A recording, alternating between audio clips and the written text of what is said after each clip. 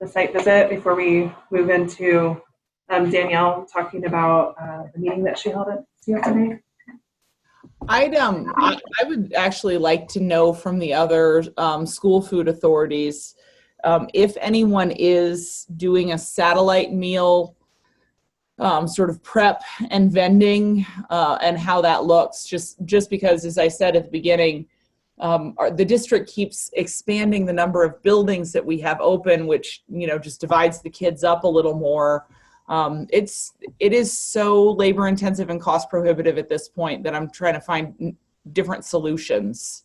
And what we've been talking about is just making sack lunches here in our central production facility and then delivering them. Is anybody doing that already? Yeah, I mean, we do that on a carry-out site, so we'll prep sack lunches and have a food runner run them over with the employee to distribute. I'm sorry, I can't hear whoever is talking. We have a food run system where we have a carry-out site that the food is prepared on site and it's carried out by a food runner, satellite site, but it's still labor-intensive in the sense that you need a food run driver, you need the employee who's going to be there running the meal. So it does cut down on your labor in the sense that you don't have more people preparing the food on site, but still a factor as far as getting someone to run the food and distribute food. And are you talking about summer or are you talking about during regular school year? I'm talking about summer. Do we just do sack lunches at the area, or do we actually do I am not sure. I thought it was just sack lunches. We do have some. Right. So Daniel, we're happy to follow up on that because in DPS for summer, we do have a few carryout sites. And I don't know, I mean, the problems are still the same that Okabe was talking about, whether it's a sack lunch or the prepared meals. But we could find somebody, and like we have 2 supervisors that run the summer meal program, and they could talk to you about kind of how we're trying to get over that extra financial challenge on the labor side, if that would be helpful. Yeah, I would love some ideas. I think the major obstacle that we're trying to combat is that if a building has kids in it for 4 hours, we're offering breakfast. So they're being bused, right? So our district is busing kids in. And so we'll offer breakfast and then we'll offer lunch. And because of the nature of the summer food service program, there's not a ton to do between those 2 meal periods, but I'm paying at least one person to be on staff, to be there. And so paying a 6-hour employee to feed 40 reimbursable meals is just not, it never noodles out. The numbers won't noodle out. Yeah, and my guess is that in DPS we're probably doing the same thing you are and losing money on that. Yeah. Yeah. Although I think that, and this is why I have to double check with our coordinator, is that unless you have 50 kids, we would just only, provide 50 lunches for 50 breakfast and 50 lunches. They would just be carry out and a sack lunch like you're suggesting, and we would not have anybody there. We would charge them full price. Yeah. Okay. Yeah, if you guys wouldn't mind connecting me with your supervisors just via email, I would love to just pick their brains a bit. Yeah, so it's Margaret, Young, and Leonard. I'll send an email in the next week. Thank you. I think those mobile sites are where the AmeriCorps could come in handy a lot. I think that's what Equal Heart uses them for, is taking them out and then getting out the food and then doing activities with the kids while they're out there. So it's usually at least in pairs, if not more. Yeah. And then that's how they manage that and staff that in a more affordable way. And so just for everybody, we actually in Greeley we have Vista. United Way Vista volunteers doing that exact same thing, and so they're going out and doing activities with the kids. It's our school-based sites that are the most financially challenging. So I guess just a question. You were talking a little bit about how it's the kids who are involved in programs in school and some of the community aren't participating as much. Do you have ideas about why that is, or are there resources within either this work group or broader ones that could help kind of support getting those messages out? I mean, I'm thinking like an early childhood space, like a family friend and neighbor network, like making sure they have information about summer food, and like early care and education sites who don't have CACFP. I don't know. Are there networks that we can be getting information out through that may or may not be around this particular table. Yes, yeah. And then, so like just the example you gave, I did connect with the Denver preschool program, which is a standalone preschool agency in Denver. And so they do a lot of work with family friendly neighbor and also establish childcare. So that was the first time we reached out to them and said, here's our flyer, here's our sites. What we don't track is like who's coming to that site. So I don't know if that generated any additional, like there could be a family friendly neighbor here that's having lunch here. We wouldn't know, right? So if it's a community group, we're not asking them to self-identify. Like that may be something good to do in the future. But I think there's always opportunity to improve that outreach too. Like that's what we did at rec centers. I wanted them to post at the rec center every day, like which sites were available and offering breakfast and lunch, because we know a lot of our kids are going to rec centers. Does that mean they're going to walk an extra 2 blocks to get breakfast and lunch? We don't know. And are there other sites in the areas where when the school lunch is, summer meals close at like mid-July, are there other sites going through the rest of the summer in the area? Yes. So we partner primarily with the city of Denver, and so we do a handoff at the beginning of the year for our planning and say we're going to be at these 60 sites through these dates, and then when we're not there, when the city picks up, we're there working, like I think with Food Bank of the Rockies. There's a couple of other nonprofits, the Jewish Family, JFS. They have like a little mobile truck. So there are other places that I think are filling that gap for us, and we try not to overlap. So DPS gets like first half of the summer, and then all the other agencies usually pick up the remaining. And a lot of these agencies are working with Red Foods. So if we're not providing any of that food, so I don't know if JFS is, but I'm pretty confident that the city of Denver has a contract with Red Foods to provide that. Do you then promote the programs that the partners you were just talking about? Do you then promote those to your students on where those meals will be offered once you guys are So done? this year, yes. So we have always worked closely with the city of Denver, but I don't think the partnership has been, I mean, it kind of waxes and wanes depending on who's there. The person who's been doing it for the city has been doing this for a long time. So she and I talked about it at the beginning of the summer, and so she pushed out our flyers with all the sites, and she will share that with me, and then we'll post that. It's not the same, like the summer flyer goes out to all of our kids before school ends. It doesn't have what happens after the second half. So we'll post it on the DPS website, we'll post it on our website, whether they want to look at that. I would say probably. Do you distribute it to the kids who are participating in your summer lunch? We don't, but that's actually a good idea. And maybe like the last week we could have that Yeah. information for Yeah, so I could call the Susan and get that information. Yeah. And that's something Danielle might talk about in a minute, but from that meeting, a lot of people are talking about how a lot of summer sites, the food banks, schools are not necessarily cross-promoting their program. So that why aren't we all just collectively promoting, the summer sites available in that area? Yeah. I think we had a couple other people join us on the phone while we were chatting, but if you're there, would you all mind just giving your name and affiliation? And yeah. I think Lauren might. Hi, this is Melissa Tramontana from the Food and Nutrition Service, the Denver Regional Office, and I'm with the Summer Food Service Program and the Child and Adult Care Food Program. And this is Lauren Rhodes. I'm with the Food Bank for Larimer County. Anyone else? Cool.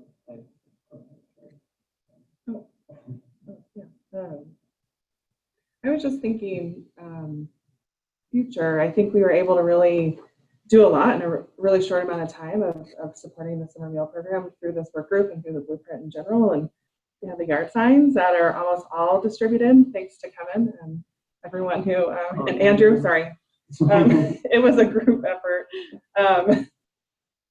You've been the point of contact, so we've talked a lot about yard signs.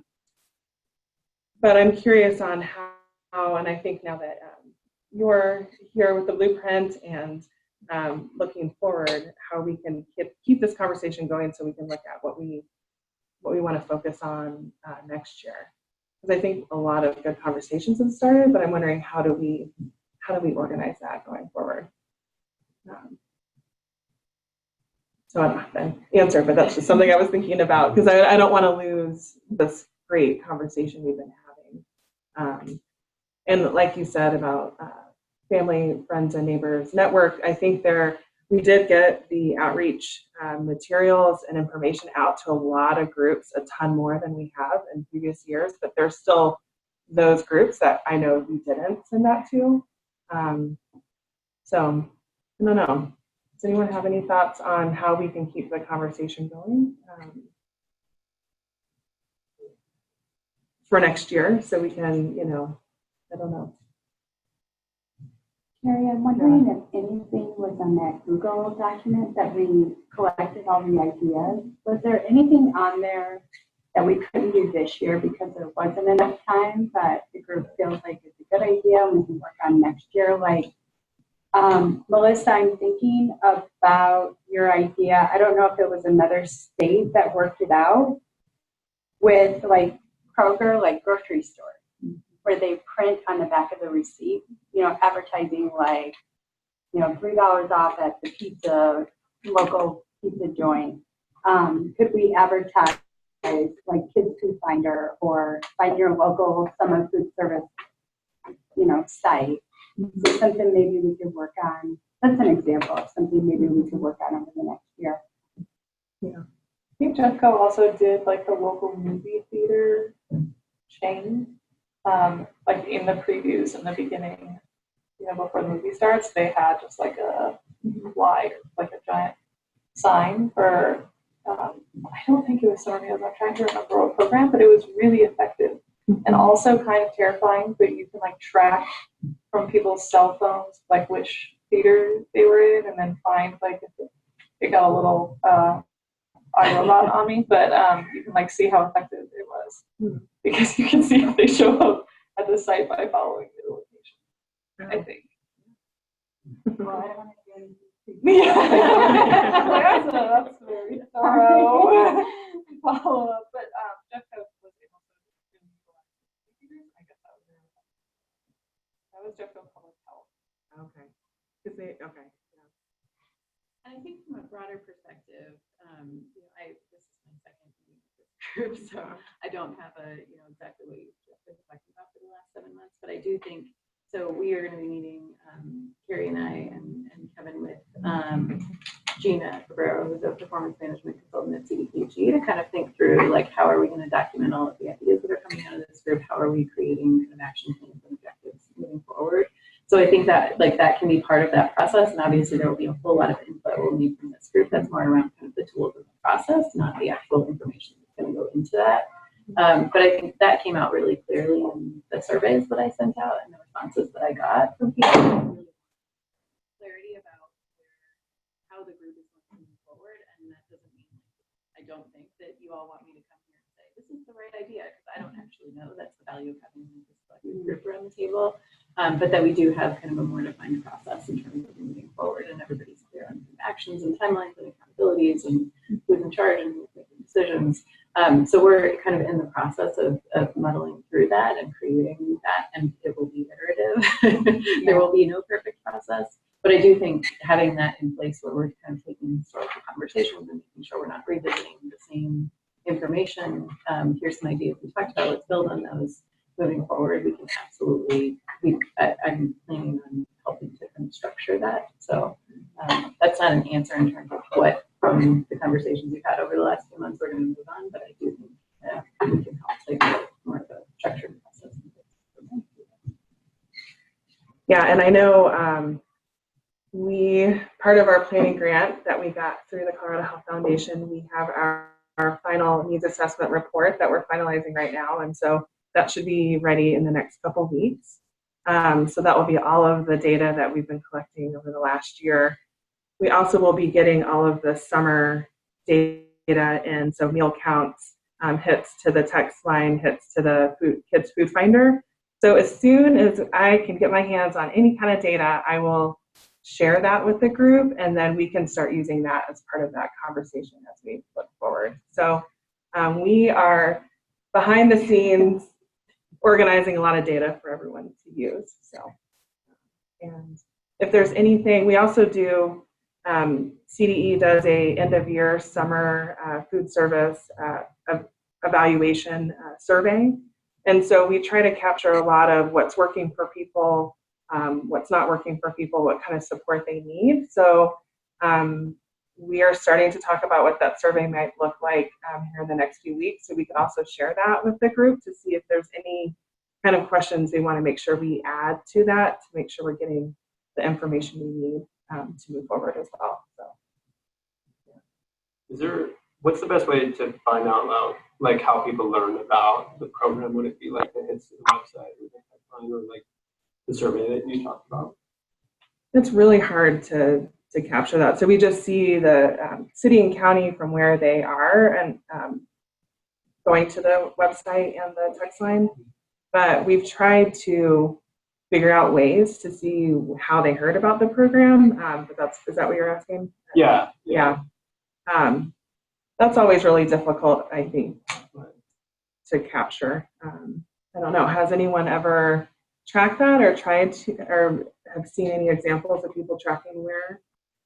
I've seen surveys done, that's sort of more like statewide population surveys to try to get at some of that, but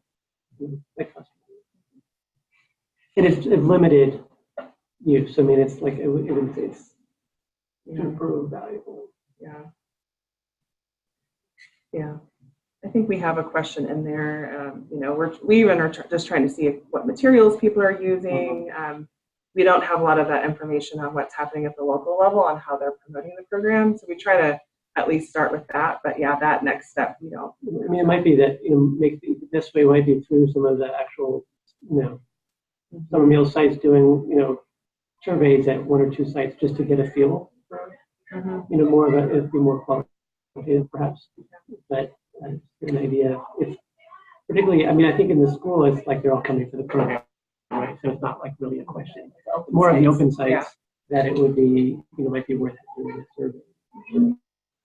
Just to whoever's there, kind of doing a little. Well, I would just ask, like, what's the value of that information? Because for our perspective, we would just measure year to year, did we see an increase? And like, if we saw an increase, that's powerful. And so, you could ask the question like, well, where is that coming from? Well, if I've done 5 more things this year than we did last year, then that's probably good. So I think I guess my question is, and hearing you talk, Mark, is it's going to be laborious no matter who does it. So if we do it qualitatively, how would that change our program? And the answer is it probably wouldn't. But if we wanted to expand on the community side, I think that would be helpful. It depends, how much you're spending on outreach. So if you're looking to put a lot of money into certain outreach, it would be helpful to know, is that actually worth it? Is it actually bringing people? So I know in Texas, statewide, Texas Department of Agriculture spent a lot of money on, I think actually similar to what you were talking about, like I think with dollar stores putting, information in the back of your seat. So they wanted to try to track, is that actually getting it, doing anything, because it took a lot of money to do that kind of thing. So that would be where it would be valuable if you're doing a lot of outreach. But collectively, at the state, you could look at participation from one summer to another to see if the numbers went up, participation went up. But you don't know if it's really the advertisement on the back of the PC making that change. I think that's the biggest challenge of all of this work is we see it go up and down, but why? Yeah. And there's so many different factors. Yeah. Well, I think, if you're doing a comprehensive, even if we were to do like a statewide media campaign, was it that somebody saw it there or was it that they saw it somewhere else? I mean, like it's the tiering and the layering of outreach that is effective. To know which point it was that people finally made that decision to go. So I came from the Texas Hunger Initiative. That's where, so I did a lot of work on summer meals there. So we did a lot of little pilot different things to try to figure out how to increase participation. One of the projects, which was related to what we were talking about earlier, of like, well, what happens with the kids who leave some, school site and go to we did a little sort of pilot around like a little like reward program or thing where you would give kids at the school site a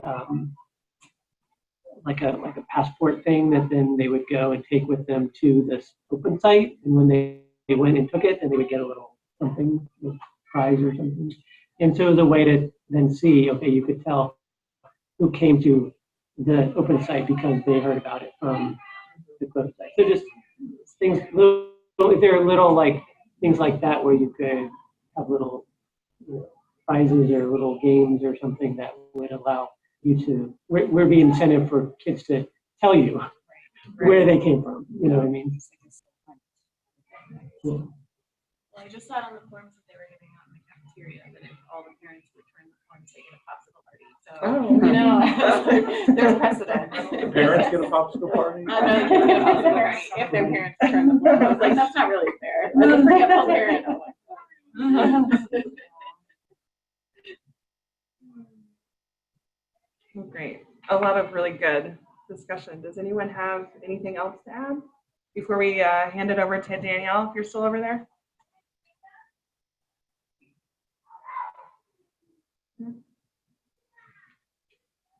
Okay. Danielle, are you there? I am, yeah, I'm here. I wish I was there. People keep coming in. I'm like, what about the conference call sign do you not get? So, excuse me if I get interrupted. It's happening. So, people keep coming in my office. I wish I was there with you guys. It makes it easier. So, Carrie, do you want me just to run through what we did? Yeah. Yeah. So you can tell me, because you're there looking around the room, how many people in the room presently were at the little summit that we held on Monday, June 10th with the food banks and the school districts? I think just you and me. That's it, huh? Lauren is on the phone. So Lauren, please feel free to chime in if I miss something or leave something out. So to catch everybody else up in the room, this idea was simultaneously hatched from the work in the blueprint on Workgroup 5, as well as just conversations with my colleagues.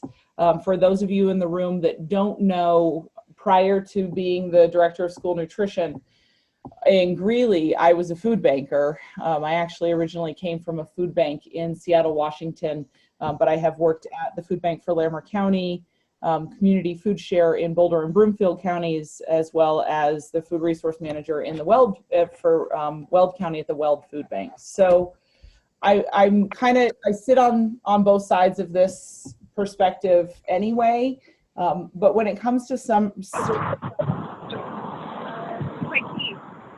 you guys hear me okay? What do I do with my key?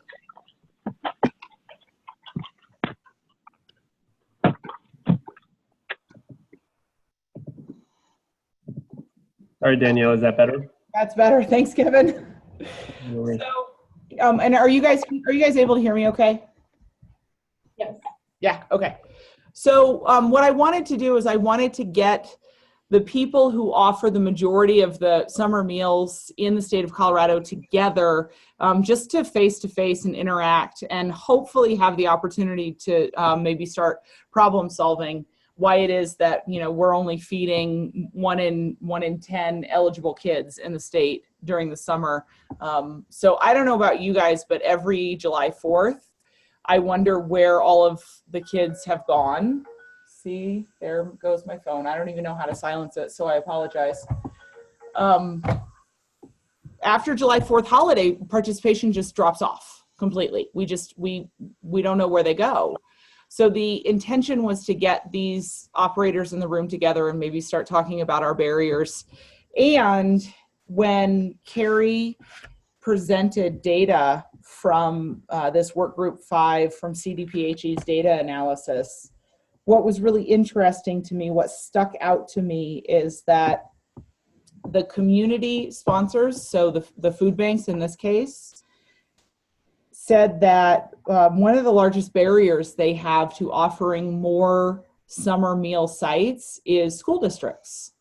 And so that's something that I experience in my own community.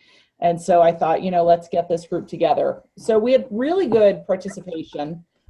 Sadly, we did not have anyone from Food Bank of the Rockies that was able to join us, and they are large. They cover a lot of counties in the state of Colorado. So we have some more work, I think, to do and get Food Bank of the Rockies in the room. But otherwise, we had representation from the 4 other members of the Feeding Colorado Food Bank Network.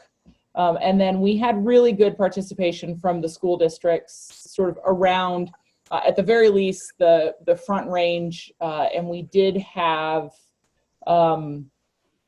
Kelly join us from Mesa, District 51 out in Grand Junction. So it was good to have a little bit of a Western Slope perspective as well. We jumped right in. I don't know how in the world we filled 3 hours with 3 very short questions, but we first just went around the room and identified who we were so that we could have a face to put to the names that we may or may not interact with from the other organizations. And then we jumped into the barriers that came up. And I wish I had, Carrie, I should have had you bring this or have Kevin throw it up on a projector, but the Workgroup 5 initial findings, does everybody who was on Workgroup 5, do you guys remember these? We talked about them in a meeting a couple months ago about the barriers that were identified from the survey. Yeah. Yes? The handout the evaluators brought. And so I had Carrie just prepare a 1-page document that we could go over and reflect upon in a group. And we had such good participation that we broke into 2 separate groups, and we had sort of a Northern Colorado perspective, and I think we pulled Adams and 27J into that Northern group, and then we had a Southern Colorado, and I think we pushed Cherry Creek. I know we pushed Cherry Creek School District and Douglas County, I think, down into that southern group. And we split into 2 big circles, and we went around the room and we talked very openly in our circles with one another about what our own perceived barriers were to serving more summer meals or expanding to more summer sites. And I wish that I could have been in both groups. I wish that I could have sat on both sides. But Carrie did sit with the Southern group. So Carrie, you need to represent what went on in that group down there. But it was fascinating to hear some of the food bank and school district perceptions of one another and how they thought one another was operating. So I'll just share one because I know, and Lauren, if you're still there on the call and you want to chime in, feel free. But Thompson School District, God bless, Carla Banks at Thompson School District, first of all, identified that she and Amy Bizzani, the CEO of the Food Bank for Laramie County, have worked in the same county with each other for 15 years, and that was the first time they had ever met in person. And then Carla owned the fact that she always had this perspective that the food bank had all the money in the world and they could offer whatever programs they chose to offer, that they didn't have any limiting financial concerns. And to see the looks on Lauren and Amy's faces when she said that was kind of priceless, because it really went to show that I think we're operating in a vacuum. The difference between being summer school sponsors and being summer community sponsors, that we're not talking to each other. And if and we're working in a vacuum, we definitely end up working in opposition with each other.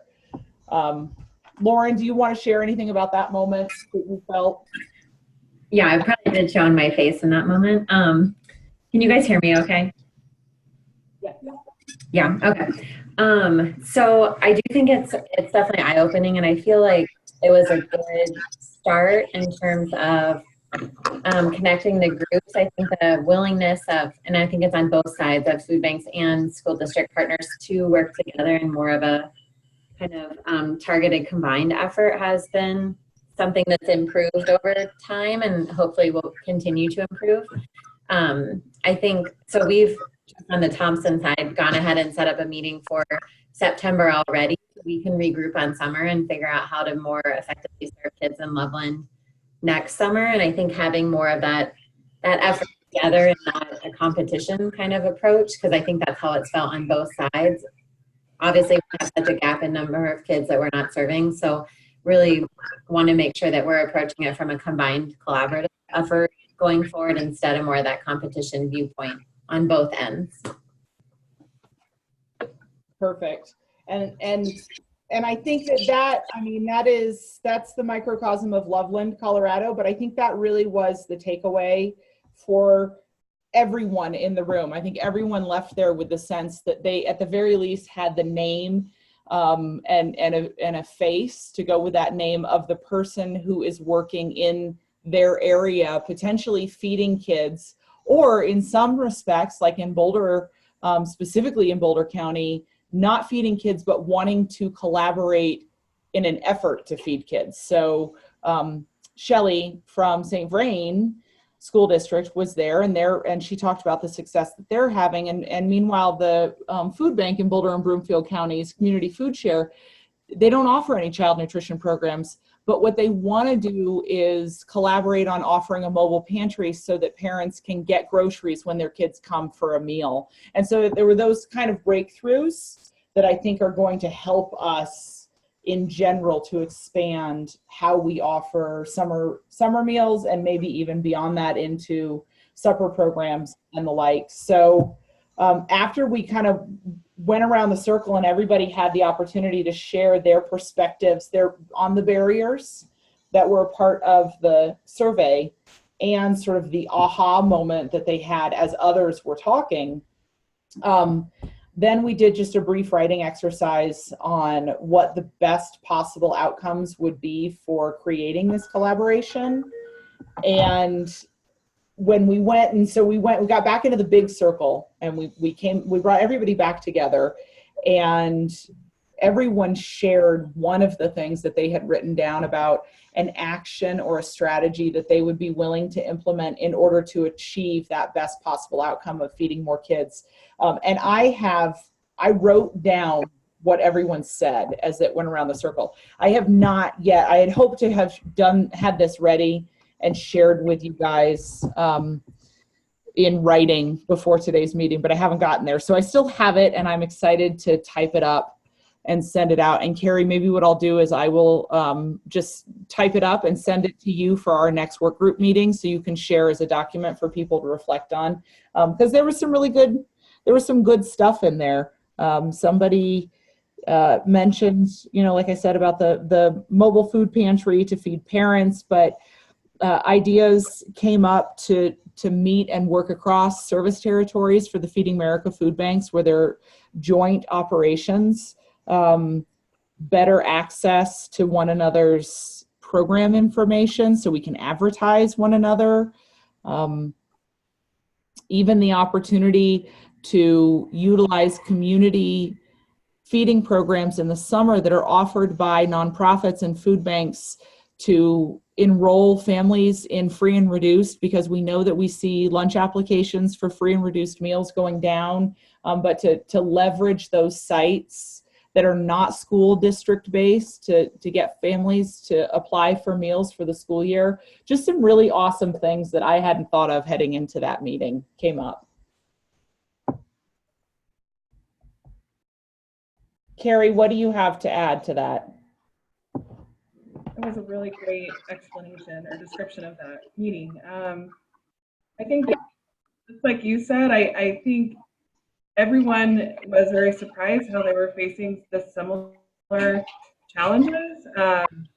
And it took a while just to get through, like, oh, you have a problem with that too? We thought you had it made. And then how everyone was working creatively to solve some of these problems, but we're not sharing all that information. So if there's resources made, if there's marketing materials made, or just, some of the things that you mentioned, how can we bridge the gap and start getting people to talk so we can start sharing that information with each other and supporting each other's programs. So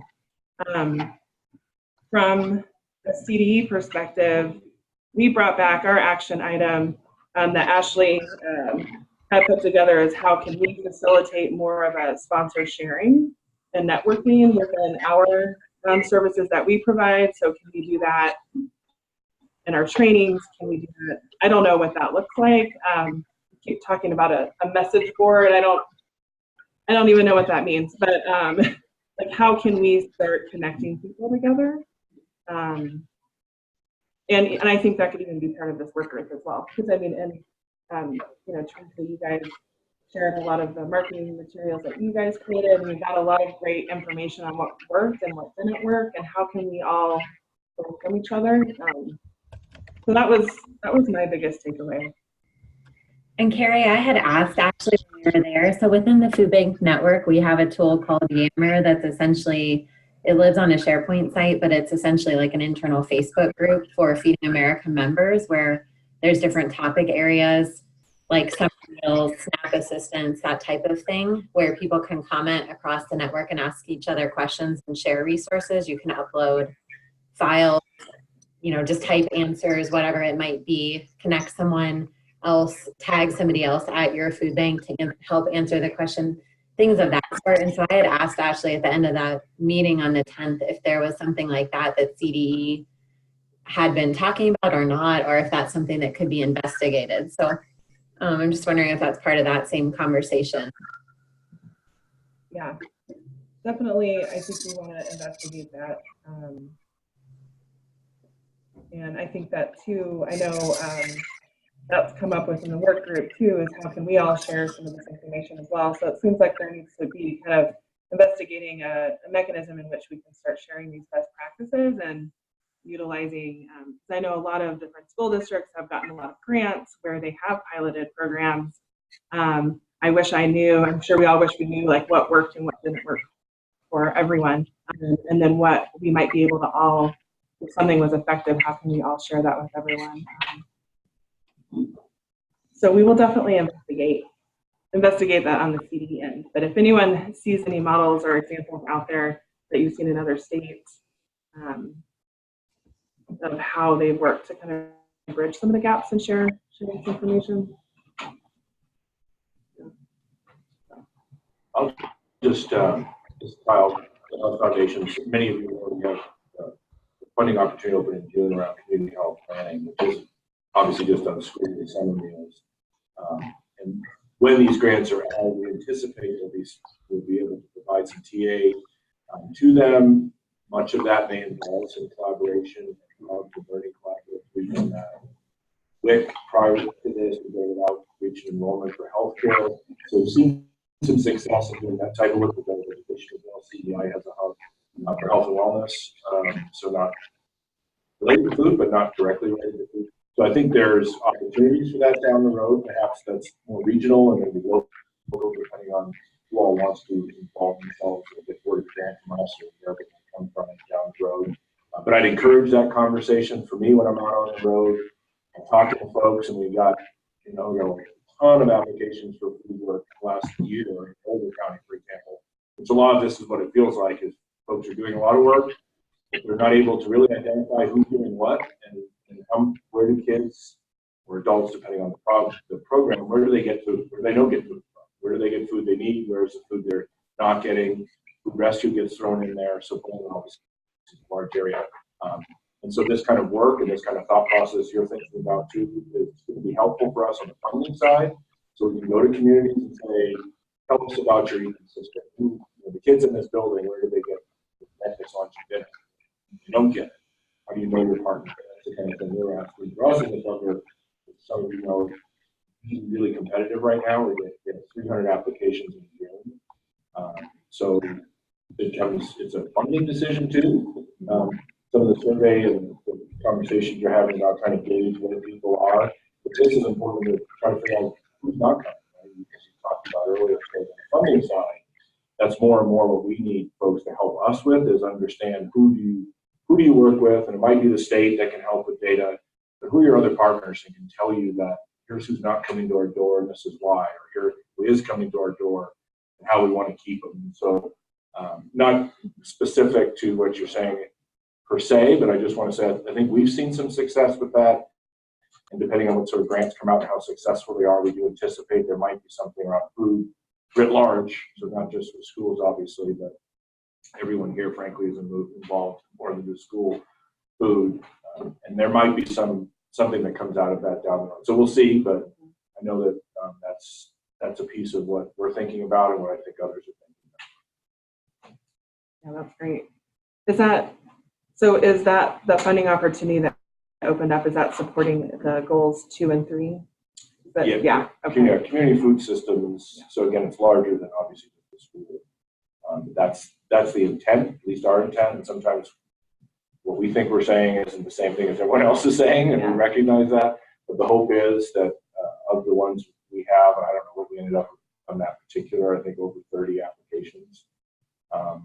So we know there's a lot of interest, but hopefully something will come out of that. It's possible we reopen that. That was something we've been working with Kaiser for a year on, actually. So obviously things change. So there may be an opportunity down the road to do it for other places that don't get funded. It's not intended to be necessarily a cohort approach where everybody is sort of coming to the table, but I would anticipate that that's a possibility. So our hope is that that'll help more than just whoever gets funded. It'll be broader. Does that align? I know we're still very much in the formative stages of the work groups, but do you anticipate that aligning then with what some of the strategies the work group focuses on and how they use the funding? Yes. Yeah. And as I think everyone's been in a meeting where Dara or one of us have presented on, we're not driving, certainly the work groups or the blueprint and trailheads in position, as is you all as community members. So I think we're looking for alignment and we're looking for opportunities for the foundation, maybe to fund a place that's not getting funded elsewise. So I'm laughing because the intent is yes, to align, but it's not to be directive on our end. And then we recognize there's just going to be some of the gray space that we have to figure out down the road. But, while acknowledging that it'll be, speaking of iterative, that'll be iterative as well, because we're still figuring out some of our final work on food in terms of how we want to implement our strategy. And so that's another reason why I can't say here's how it will do, but we just want to keep that intent in mind. Again, this particular work was with Kaiser and predates, I don't know, we started that last year sometime. So I think in the end, everything will come together, and hopefully on the local level too, which for us is a huge interest, is not to get in the way of local communities designing and planning things that are going to fit with their communities. We know that they just look different. So their needs are different and their strengths are different. So we also hope it'll align on the local level, not just at the system partner kind of conversation. Yeah, thank you for that. Yeah. Danielle, do you have anything else that you want to discuss at the meeting? No, only I just want to say this. It was clear with everyone in the room that this was the first of hopefully lots of opportunities for summer meal sponsors to collaborate.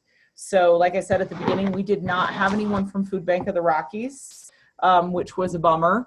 And I think that getting all those players at the table at our next one will be even further illuminating. So I don't know. I mean, this, to me, the intention here was very much in line with Workgroup 5. So I don't know if other members of Workgroup 5 would support this being one of our, Aaron, I'm using air quotes when I say strategies.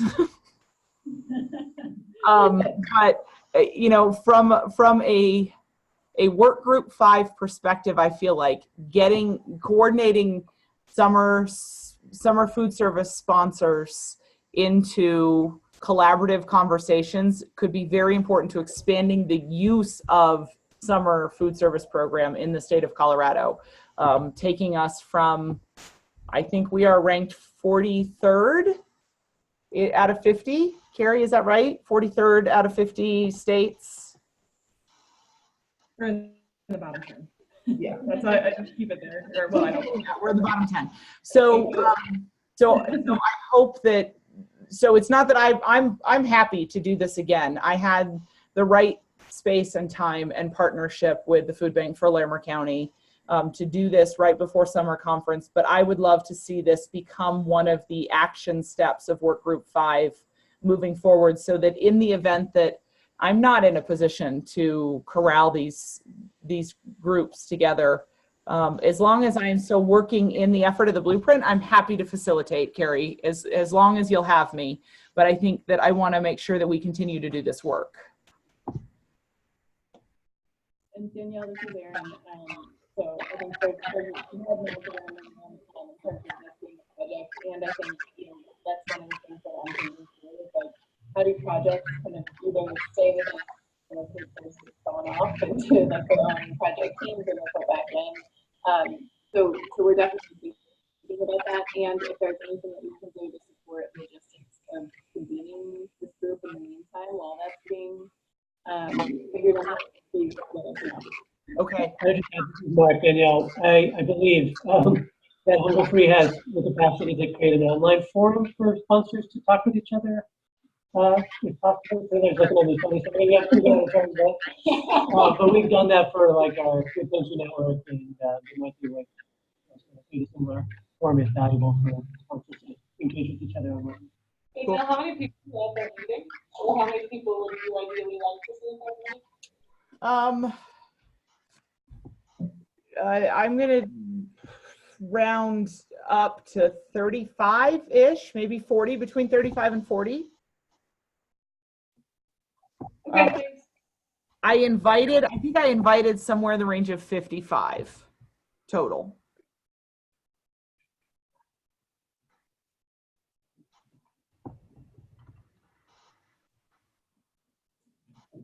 Great.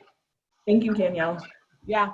And I am sorry, I need to pop off this call because today is the last business day of the year for me, and I have mucho inventory to go count. So you guys have a wonderful day, and I'm sorry I missed lunch. Teresa and Octavio, I hope to be down there sometime later this summer, and I'll reach out because I'd really like to see one of your sites. All right, you guys have a great day. I'll talk to you later.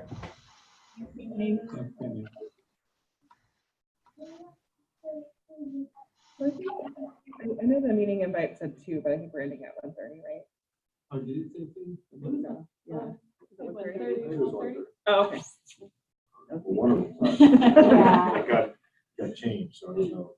Yeah. Okay, great. Well, does anyone, since we're at time, does anyone have any parting thoughts or any updates that you want to share before we leave? Thank you so much for hosting us. This is so great. Yeah, we're inviting you guys. Maybe we should, well, we won't do it every time. Do site visits with lunch and meetings combined. But yeah. And Kevin, thank you for coordinating and the technical stuff. That's really cool, and thanks for awesome. Great. Thank you. Yeah, thank you. Carrie? The next meeting is in July. Yeah. Yes. You won't have any foundation, that's our symposium week, so Okay. we won't be around for that. Alexis, Sarah, or I, Jacqueline. Okay. We're going to work to find that. And then I was going to say, I know there's others that are probably going. You want to do it in Keystone? That's great. Where we're going to be, but. Okay. You don't, and you can do it without a seat. I mean, I don't have to be at it. Okay. We will all be available that week for anything Wednesday through Friday. Do you think a lot of people are going to be? I know there was a lot of conflicts with this meeting just being summer, I think. I don't know if there's a better. Yeah. I think if people are